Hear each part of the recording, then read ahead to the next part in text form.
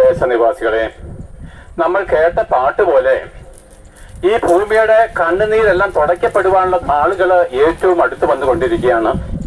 ഈ ഭൂമിയിലെ ദുഃഖങ്ങളും ഈ ഭൂമിയിലെ വേദനകളും ഈ ഭൂമി വിട്ടുപോകുവാനുള്ള സമയം വന്നിരിക്കുകയാണ്.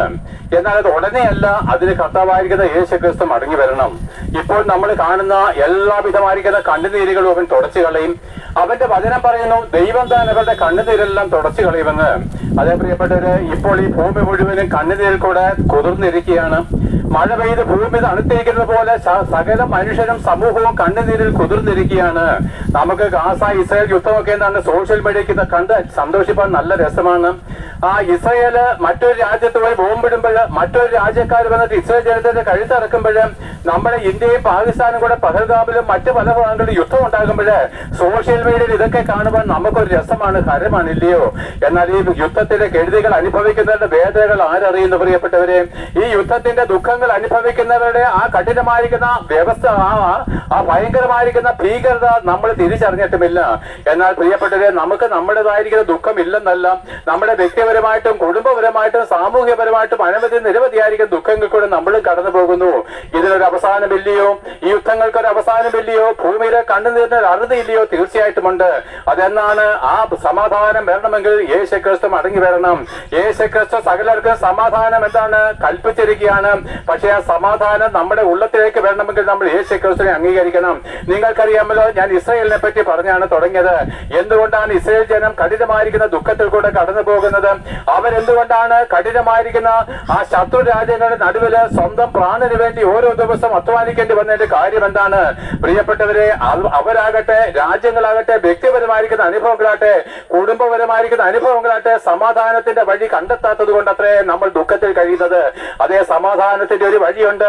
യേശുക്രിസ്തു ഒരിക്കല് യെരുശലേമിനെ നോക്കി ഇങ്ങനെ പറയുന്നു, അതേ പ്രിയപ്പെട്ട, ലോകത്തിൽ ഇന്നേ വരെ യെരുശലേമിൽ ചൊരിയപ്പെട്ട രക്തത്തോളം രക്തം മറ്റൊരു പട്ടണങ്ങളിലും മറ്റൊരു രാജ്യത്തും ചൊരിയപ്പെട്ടിട്ടില്ല. യെരുശലേം ദൈവം തെരഞ്ഞെടുത്ത നഗരമായിരിക്കാലും അന്ന് മുതൽ ഇന്ന് വരെയും ജാതികൾ അവിടെ രക്തം ചൊരിഞ്ഞുകൊണ്ടിരിക്കുകയാണ്. ആ യെരുശലേമിന്റെ നാശത്തിന്റെ കാരണം എന്താ നിങ്ങൾക്കറിയാമോ? അത് യേശുക്രിസ്തു ഒരിക്കൽ ഇങ്ങനെ പറയുന്നു, ആ യെരുശലേമിന്റെയും യഹൂദന്മാരുടെയും രക്ഷയ്ക്ക് വേണ്ടി സ്വർഗം വെച്ച് ഇറങ്ങി വന്നതിനെ ഇവർ തള്ളിക്കളഞ്ഞപ്പോഴ് യേശുക്രിസ്തു അവരോട് ഇങ്ങനെ പറഞ്ഞു, യെരുശലേമേ, യെരുശലേമേ, കോഴി തന്റെ കുഞ്ഞുങ്ങളെ ചെറിയൻ കീഴിൽ പാർപ്പിക്കുന്നവര് പോലെ നിങ്ങളെ പാർപ്പിക്കുവാൻ എനിക്ക് എത്ര വട്ടം മനസ്സായിരുന്നു. ഒരിക്കൽ കൂടെ പറയാം, യെരുശലേമേ, യെരുശലേമേ, പ്രവാചകന്മാരെ കൊല്ലുകയും നിന്റെ അടുക്കലേക്ക് അയക്കുന്നവരെ കല്ലെറിയുകയും ചെയ്തവളെ, കോഴി തന്റെ കുഞ്ഞിനെ ചെറിയൻ കീഴിൽ പാർപ്പിക്കുന്നത് പോലെ നിങ്ങളെ പാർപ്പിക്കുവാൻ എനിക്ക് എത്ര വട്ടം മനസ്സായിരുന്നു. എന്നാൽ നിനക്കോ മനസ്സായില്ല. ആ കർത്താവിന്റെ നാമത്തിൽ വരുന്നവൻ വാഴ്ത്തപ്പെട്ടവൻ നിങ്ങൾ പറയുമ്പോളും നിങ്ങൾ ഇനി എന്നെ കാണുകയുമില്ല. അതേ പ്രിയപ്പെട്ടവരെ, യെരുശലേമിന് സമാധാനം വരണമെങ്കിൽ, ഇസ്രായേൽ ജനത്തിന് സമാധാനം വരണമെങ്കിൽ അവർ യേശുക്രിസ്തുവിനെ കാണേണ്ടത് ആവശ്യമാണ്. അവർ യേശുക്രിസ്തുവിനെ കാണാൻ ഇന്നും ആശിക്കുന്നില്ല. അവർക്കെന്താണ്? അഹങ്കാരവും ഗർവവുമായിരിക്കുന്ന മനസ്സുണ്ട്. അവരുടെ സമ്പത്തിലും അവരുടെ ആരോഗ്യത്തിലും അവരുടെ ബുദ്ധിശാലിത്വത്തിലും അവരെന്താണ്? അവർ പ്രശംസിച്ചുകൊണ്ട് അവരുടെ ഏകരക്ഷകനായിരിക്കുന്ന യേശുക്രിസ്തുവിനെ തള്ളിക്കളഞ്ഞ് ഇതാ സർവനാശത്തിലേക്ക് അവർ പോയിക്കൊണ്ടിരിക്കുകയാണ്. അവർ യെരുശലേമിനെ പറ്റി ഞാൻ പറഞ്ഞു. നിന്റെ വ്യക്തിപരമായിരിക്കുന്ന ജീവിതം ഞാൻ പറയാം. എന്നെ കേൾക്കുന്ന ഓരോ വ്യക്തികളും നിങ്ങളുടെ ഭവനത്തിന്റെ ആ ചുവരുകൾക്കുള്ളിൽ ഇരുന്നുകൊണ്ട് ഇത് കേൾക്കുന്നുവെങ്കിൽ നിന്റെ അസമാധാനത്തിന്റെ കാര്യം എന്താണ്? നിന്റെ ദുഃഖത്തിന്റെ കാര്യം എന്താണ്? നിന്റെ കുഞ്ഞുങ്ങൾ ഇങ്ങനെ നശിച്ചു പോയതിന്റെ കാരണം എന്താണ്? പ്രിയപ്പെട്ടവരെ, കർത്താവായിരിക്കുന്ന യേശുക്രിസ്തുവിനെ നിങ്ങൾ അംഗീകരിച്ചില്ല. കർത്താവായിരിക്കുന്ന യേശുക്രിസ്തുവിനെ നിങ്ങൾ ഹൃദയത്തിൽ പ്രതീക്ഷിച്ചതുമില്ല. കത്തോലിക്കർ ഉൾപ്പെടെയുള്ള ക്രിസ്തീയ മതവിശ്വാസത്തോട് ഞങ്ങൾ പറയുന്നത്, നിങ്ങൾക്ക് പാരമ്പര്യത്തെക്കാളുപരി യേശുക്രിസ്തുവിനെ അംഗീകരിക്കാൻ പറ്റിയില്ല. അതുകൊണ്ട് നിങ്ങളുടെ ഹൃദയം കണ്ണുനീര് കൊണ്ട് തേങ്ങുന്നു. അതുകൊണ്ട് നിങ്ങൾ അപമാന ഭാരത്താൽ ദുഃഖിച്ച് ചിന്തിച്ചിരിക്കുന്നു. എന്നാൽ പ്രിയപ്പെട്ടവരെ, നിങ്ങൾ എന്ന് യേശുക്രിസ്തുവിനെ നിങ്ങളുടെ ഹൃദയത്തിലേക്ക് ക്ഷണിക്കുന്നുവോ, യെരുശലേമിലേക്ക് അല്ലെങ്കിൽ യഹൂദന്മാര് യേശുക്രിസ്തുവിനെ എന്ന് മടക്കി വരുവാൻ ആഗ്രഹിക്കുന്നുവോ, അന്ന് യേശുക്രിസ്തു മടങ്ങി വരികയും യെരുശലേം മുഖാന്തരം സർവ്വഭൂമിയിലും സമാധാനം ഉണ്ടാകുന്നത് പോലെ നിന്റെ ദുഃഖനാളുകൾ തീരണമെങ്കിൽ ഈ ഭൂമിയിൽ ജീവിച്ചിരിക്കുമ്പോൾ തന്നെ യേശുക്രിസ്തുവിനെ നിന്റെ ഉള്ളങ്ങളിലേക്ക് നീ വിളിച്ചു വരുത്തി കഴിഞ്ഞാൽ അവൻ നിന്റെ ഹൃദയ സിംഹാസനത്തിൽ രാജാവായിട്ട് ഇരിക്കുവാൻ വാഴിക്കുവാന് നിനക്ക് മനസ്സുണ്ടെങ്കിൽ നിനക്ക് സമാധാനം വരും. എന്നാൽ എന്താണ് സമാധാനത്തിന്റെ കാരണം എന്താണെന്നറിയാമോ? നമ്മുടെ ഉള്ളത്തിൽ വ്യാപരിക്കുന്ന ഇരുട്ടിന്റെ അധികാരങ്ങളും പാപത്തിന്റെ ശക്തി നീങ്ങിപ്പോകണമെങ്കിൽ, നമ്മുടെ ഉള്ളത്തിൽ കുടികൊള്ളുന്ന സാത്താന്റെ അധികാരങ്ങൾ നീങ്ങിപ്പോകണമെങ്കിൽ 2000 വർഷങ്ങൾക്ക് മുമ്പ് ക്രൂശിൽ സാത്താനെ തകർത്ത് കളഞ്ഞ് അവന്റെ കയ്യില് എന്നാ മരണത്തിന്റെ പാതാളത്തിന്റെ തിരികെ വാങ്ങി സാത്താനെ സർവായുധവർഗം ഏൽപ്പിച്ച ഈ സർവശക്തിയുള്ള കർത്താവിനെ നിങ്ങളുടെ ഹൃദയത്തിലേക്ക് വാഴിക്കണം. എങ്ങനെ വാഴിക്കണം? നിങ്ങൾക്കൊരു മാനസാന്തരം ആവശ്യമാണ്. അതേ പ്രിയപ്പെട്ട എല്ലാ മനുഷ്യർക്കും ഒരു മാനസാന്തരം ആവശ്യമാണ്. യാഗങ്ങൾക്ക് കുറവില്ല, വഴിപാടുകൾക്ക് കുറവില്ല, നോയമ്പുകൾക്ക് കുറവില്ല, പദയാത്രകൾക്കും തീർത്ഥാടനങ്ങൾക്കും കുറവില്ല. എന്ന് മാത്രമല്ല, നമ്മൾ റാസകൾ എല്ലാ വർഷവും നടത്തുന്നു. എല്ലാ വർഷവും നമ്മൾ പെരുന്നാളും തിരുനാളും കൊണ്ടാടുന്നു. അനേക വ്യക്തികളുടെ പേര് നമ്മൾ പെരുന്നാളും ആരാധനകൾ കഴിക്കുന്നു. എന്നാൽ ചോദിക്കേണ്ട പ്രിയപ്പെട്ടവര്, യേശു ക്രിസ്തുവിന് വേണ്ടി നീ എന്ത് ചെയ്തു? നിനക്ക് വേണ്ടി മരിച്ച യേശു ക്രിസ്തുവിന് വേണ്ടി നീ എന്ത് ചെയ്തു? അയ്യോ പ്രിയപ്പെട്ടവരെ, നിനക്ക് വേണ്ടി സ്വർഗം വിട്ട് ഇറങ്ങി വന്ന് കഠിനമായിരിക്കുന്ന വേദനകളേറ്റ് കഠിനമായിരിക്കുന്ന നിന്നയും അപമാനമേറ്റ് ക്രൂശിൽ മരിച്ചു കിടന്ന ആ യേശു ക്രിസ്തുവിന് വേണ്ടി നീ വ്യക്തിപരമായിട്ടും കുടുംബപരമായിട്ടും എന്ത് ചെയ്തു? ഒന്നും ചെയ്തിട്ടില്ല, ഒന്നും ചെയ്തിട്ടില്ല. മരിച്ചവരുടെ കല്ലറയ്ക്ക് വേണ്ടി നീ അധ്വാനിച്ചിട്ടുണ്ട്. നശിച്ചുപോയ മനുഷ്യരുടെയും പുരോഹിതന്മാരുടെയും കല്ലറകൾക്ക് വേണ്ടി നീ അധ്വാനിച്ചിട്ടുണ്ട്. എന്നാൽ നിനക്ക് വേണ്ടി മരിച്ചടക്കപ്പെട്ട് കല്ലറകളെ ഭേദിച്ചുയർത്തെഴുന്നേറ്റ് വീണ്ടും നിന്നെ ചേർക്കണമെന്നുള്ള ആഗ്രഹത്തോടുകൂടി കർത്താവ് മടങ്ങി വരുമ്പോഴ് അവന് വേണ്ടി നീ എന്ത് ചെയ്തു? അസമാധാനത്തിന്റെ വഴിയിൽ കൂടിയാണ് നീ പോയത്. യേശു ക്രിസ്തുവിനെ അല്ലാതെ മറ്റൊന്നിനെ ആരാധിക്കുന്നതെല്ലാം കുറ്റക്കാരാണ്. നിങ്ങൾക്കറിയാമോ, ഒരു മനുഷ്യൻ സമാധാനം കണ്ടെത്തിയ ഒരു സംഭവ കഥ ഞാൻ പറയാം. ഒരു മനുഷ്യന് ഇങ്ങനെ ആറ്റുകാലൊരു സഞ്ചരിച്ച് കാണുകയാണ്. അതായത് ഡാവിഞ്ചി ഇങ്ങനെയുള്ള പ്രശസ്തരായിരിക്കുന്ന ചിത്രകാരന്മാര് എഴുതി വരച്ച് തൂക്കിയിട്ടിരിക്കുന്ന ആറ്റുകാലറിൽ കൂടെ ഇദ്ദേഹം എന്താണ്, കൗണ്ട് സിൻസർഡോർഫ് എന്ന് പറഞ്ഞ ഒരു ജർമ്മൻ ധനവാൻ, ഒരു പ്രഭു, ലോർഡ് കൗണ്ട് സിൻസർഡോർഫ്, അവനിങ്ങനെ കടന്നു പോകുമ്പോഴേ അവൻ ഈ മനോഹരമായിരിക്കുന്ന ചിത്രങ്ങളൊക്കെ കണ്ട് അതിലൊക്കെ സന്തോഷിച്ച് തൊട്ടു നോക്കിയും കടന്നു പോവുകയാണ്. അങ്ങനെ ഒരു ഓർത്തഡോക്സ് മതവിശ്വാസിയായിരിക്കുന്ന ഈ മനുഷ്യൻ കടന്നു പോകുമ്പോഴേ ആ മനോഹരമായിരിക്കുന്ന ഒരു ചിത്രം ആ ആറ്റുകാലറിൽ ഭിത്തിയിൽ ചുവരിൽ തൂക്കിയിട്ടിരിക്കുന്നു. ആ ചിത്രം ക്രൂശിക്കപ്പെട്ട ഒരു ക്രിസ്തുവിനെയാണ്.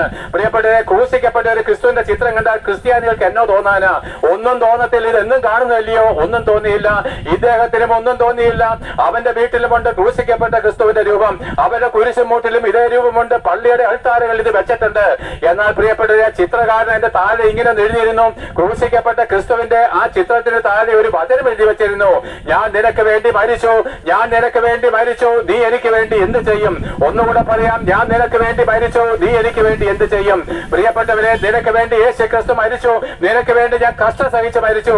അല്ലയോ പ്രിയ സ്നേഹിത, ഓർമ്മ വെച്ച നാൾ മുതൽ നിന്റെ സമ്പത്തിലും നിന്റെ അഹങ്കാരത്തിലും നിന്റെ ആഗ്രഹങ്ങൾക്കും വേണ്ടി നീ ഈ ഭൂമിയിൽ മദ്യവെച്ച് മറ്റ് പാപം ചെയ്തും മറ്റുള്ളവരുടെ മുമ്പിൽ മഹത്വം കണ്ട് നീ ഓടിയല്ലോ.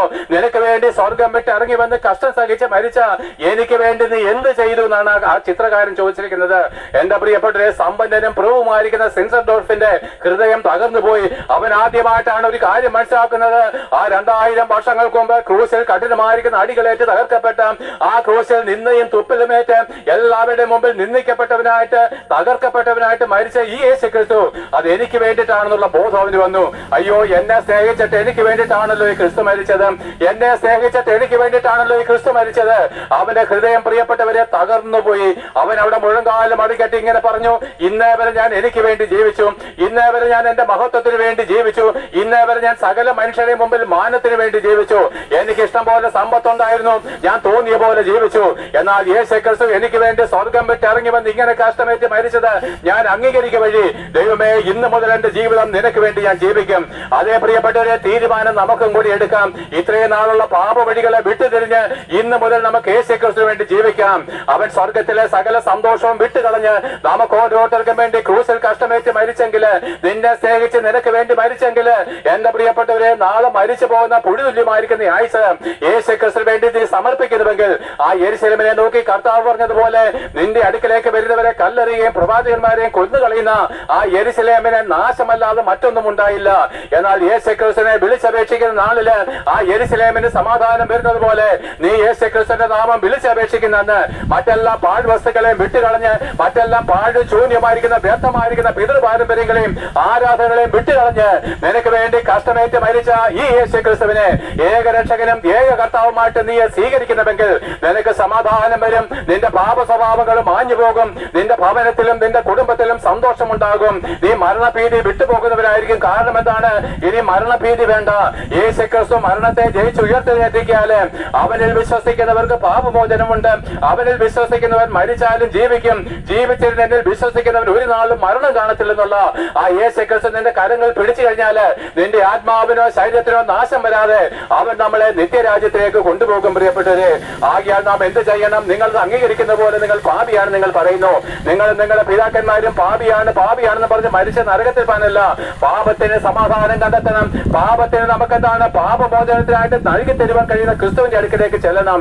ആകയാൽ നമുക്ക് ആ ക്രൂസിലേക്ക് നോക്കാം. 2000 വർഷങ്ങൾക്ക് മുമ്പ് ഭൂമിയുടെ മധ്യഭാഗമായിരിക്കുന്ന യെരുശലേമില് ആ ഗോൽഗോഥ മലമുകളില് ആകാശത്തിനും ഭൂമിക്കും മധ്യേ ദൈവത്തിനും മനുഷ്യർക്കും ഇടയിൽ നിന്നുകൊണ്ട് രണ്ട് കള്ളന്മാരുടെ മധ്യ അവൻ ക്രൂസിൽ തൂങ്ങിക്കിടക്കുന്നത് കണ്ടോ പ്രിയപ്പെട്ടവനെ. അയ്യോ എന്റെ സ്നേഹിത, ഇന്നും കള്ള് കുടിച്ച നിനക്ക് വേണ്ടിയിട്ടല്ലേ അവൻ മരിച്ചത്? ഇന്നും യേശുക്രിസ്തുവിനെ വിട്ട് അന്യ ആരാധന ചെയ്യുന്ന നിനക്ക് വേണ്ടിയിട്ടല്ലയോ മരിച്ചത്? ഇന്നും കല്ലറയിൽ വണങ്ങാൻ പോയ നിനക്ക് വേണ്ടിയിട്ടല്ലയോ മരിച്ചത്? ഇന്നും യേശുക്രിസ്തുവിന്റെ സുവിശേഷം അറിയിക്കുന്നവരെ പറ്റി ചീത്ത പറഞ്ഞ നിനക്ക് വേണ്ടിയിട്ടല്ലയോ മരിച്ചത്? ആന്ന് പ്രിയപ്പെട്ടവരെ, നിന്നെ അവൻ അത്രമാത്രം സ്നേഹിക്കുന്നു. ഇപ്പോഴും സ്നേഹിക്കുന്നു, ഇന്നലെ സ്നേഹിച്ചിരുന്നു, ഇന്ന് സ്നേഹിക്കുന്നു. നീ മരിക്കുമ്പോൾ അവൻ നിന്നെ സ്നേഹിക്കുന്നുണ്ട്. എന്നാൽ മരിച്ചതിന് ശേഷം ആ സ്നേഹം നിന്നെ പിന്തുടരണമെങ്കിൽ ഈ ഭൂമിയിൽ വെച്ച് നിനക്കൊരു മാനസാന്തരം വേണം. ആകിയാൽ എന്താണ്? ഈ പുതിയ പാരമ്പര്യങ്ങളെ തള്ളിക്കളഞ്ഞ് ഈ യേശുക്രിസ്തുവിനെ ഏകരക്ഷകനായിട്ട് അംഗീകരിച്ചുള്ളവന്, അതിനുശേഷം യേശുക്രിസ്തുവിനോട് കൂടെ ക്രൂസിൽ മരിപ്പാൻ സ്നാനമേറ്റുള്ളവന്, ആ സ്നാനത്താലത്രേ പാപമോചനം. യേശുക്രിസ്തു ക്രൂസിൽ മരിക്കുമ്പോൾ പൗരോഹിത്യമേ ഇല്ല. അല്ലയോ പുരോഹിതന്മാരെ, ഇനി പൗരോഹിത്യമില്ല. നിങ്ങൾ ജനങ്ങളെ വഞ്ചിക്കുകയാണ്. കള്ള ഉപദേശങ്ങൾ പറഞ്ഞ പാപമോചനത്തിനായിട്ട് പണം വെച്ച് ചീട്ട് വെച്ചുകൊണ്ട് നിങ്ങൾ പാപികളായിരിക്കുന്ന പാവപ്പെട്ട മനുഷ്യരെ വഞ്ചിച്ച് അവരെ നിങ്ങളോട് കൂടെ നരകത്തിലേക്ക് തള്ളിക്കളയുന്നത് എന്ത്? എന്റെ പ്രിയപ്പെട്ടവരെ, യേശുക്രിസ്തു ക്രൂസിൽ മരിക്കുമ്പോൾ പാപത്തിന് പരിഹാരം വരുത്തിയിരിക്കുകയാൽ ഇനി യാഗങ്ങളോ ബലികളോ കർമാചാരങ്ങളോ വഴിപാടുകളോ ഇല്ല. യാഗം നിർത്തലാക്കിയത് വഴി പൗരോഹിത്യം എന്നേക്കുമായിട്ട് മാറ്റപ്പെട്ടു. ഇനി എന്താണ് നമ്മൾ ചെയ്യേണ്ടത്? ഈ യേശുക്രിസ്തുവിന്റെ ഏകരക്ഷകനും ഏകകർത്താവുമെന്ന് അംഗീകരിക്കണം.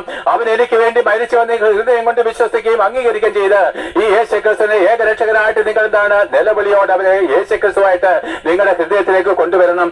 അതിനുശേഷം നിങ്ങൾ യേശുക്രിസ്തുവിനോട് കൂടെ ക്രൂസിൽ മരിക്കണം. അതിനാണ് ദൈവം വെച്ചിരിക്കുന്ന സ്നാനം. ഇന്ന് യേശുക്രിസ്തു സ്വർഗത്തിൽ പിതാവിന്റെ വലത് ഭാഗത്ത് അമർന്നിരിക്കുകയാണ്. ആകിയാൽ യേശുക്രിസ്തുവിന് ഭൂമിയിലില്ല, യേശുക്രിസ്തുവിന് സ്വർഗത്തിലത്രേ ഉള്ളത്.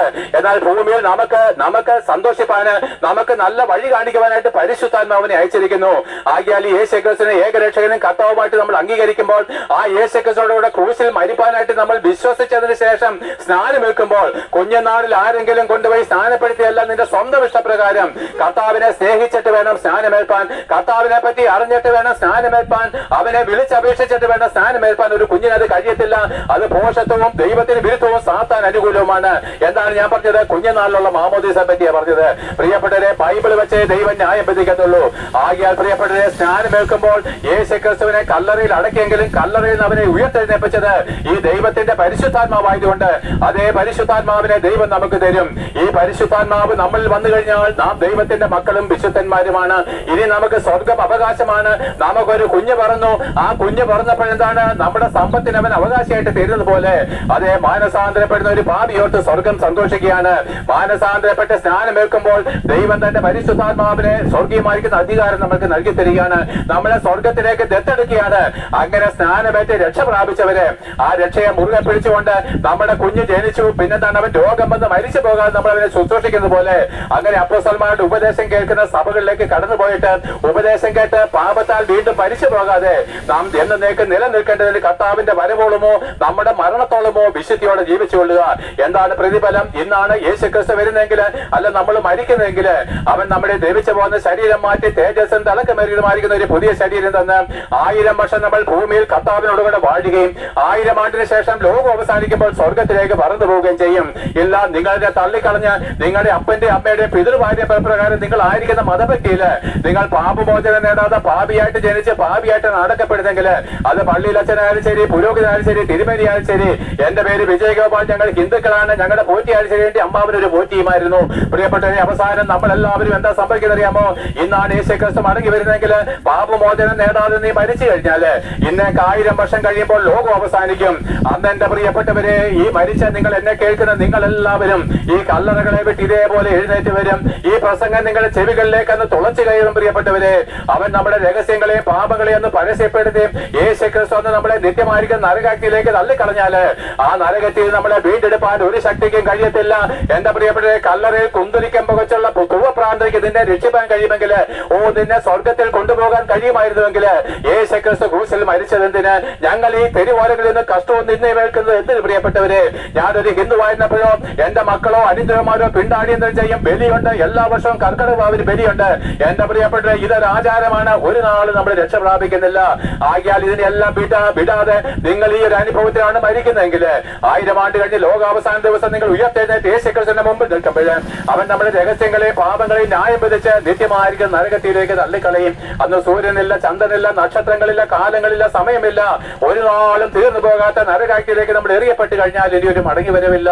ഇനി ഒരു മടങ്ങി വരവില്ല. എന്റെ പ്രിയപ്പെട്ടവര്, യേശുക്രിസ്തു മാത്രമേ ദൈവമാണെന്ന് ലോകത്തിൽ കൽപ്പിച്ചിട്ടുള്ളൂ. മറ്റാരും തങ്ങൾ ദൈവമാണെന്ന് അവകാശപ്പെട്ടിട്ടില്ല. മറ്റാർക്കും അതിന് അവകാശപ്പെടുവാൻ കഴിയത്തില്ല. അഥവാ അവകാശപ്പെട്ടാൽ തന്നെ അവരൊക്കെ മരിച്ചിട്ട് ദ്രവിച്ചു പോയി, മണ്ണിനടിയിൽ ലയിച്ചു പോയി.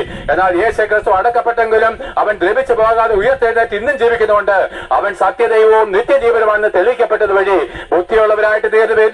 മരണമുള്ളവരെ നിങ്ങൾ ബുദ്ധിയുള്ളവരായിട്ട് തീരുവന്. മാനസാന്തരപ്പെട്ട് ക്രിസ്തുവിലേക്ക് തിരിഞ്ഞ് സ്നാനമേറ്റ് ആത്മാവിനെ പ്രാപിച്ച് ഏക സത്യദൈവമായിരിക്കുന്ന യേശുക്രിസ്തുവിനെ രക്ഷകനായിട്ട് അംഗീകരിച്ച് ഭൂമിയിലും മരിക്കുമ്പോഴും മരിച്ചതിന് ശേഷവും അവന്റെ സഹിത്വം അനുഭവിച്ച് എന്നേക്കും ജീവിച്ചുകൊള്ളുമെന്ന് ഘോഷിച്ചുകൊണ്ട് ഈ പ്രസംഗം ഞാനിവിടെ നിർത്തുകയാണ്. വിശ്വസിക്കുന്ന ഏവരെയും യേശുക്രിസ്തു മുഖാന്തരം ദൈവം അനുഗ്രഹിക്കും.